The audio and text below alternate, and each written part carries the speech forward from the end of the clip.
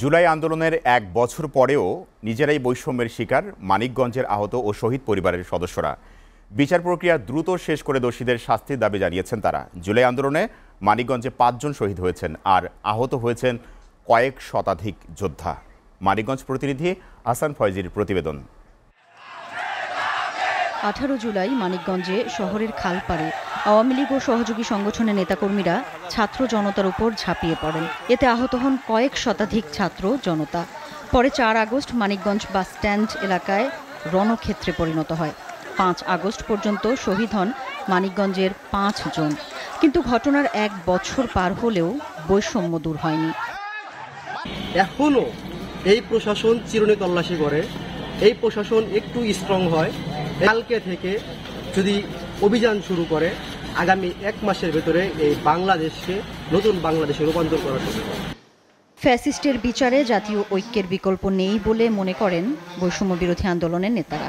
Fascist সরকার যে প্রশাসন যে একটা সেট আপ দিয়ে গেছে বা একটা সিস্টেম তৈরি হয়ে গেছে, আসলে বর্তমান সময়ে যারা প্রশাসন আছে তারা এই সিস্টেম থেকে এখনো বের হতে পারে না। আওয়ামী লীগে ফ্যাসিস্টের কোনো বিচার হয়েছে, এখনো বিচার আনতে পারছে।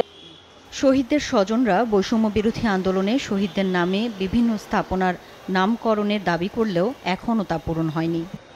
সব শহীদদের নামে একটা স্মৃতিস্তম্ভ করা হবে।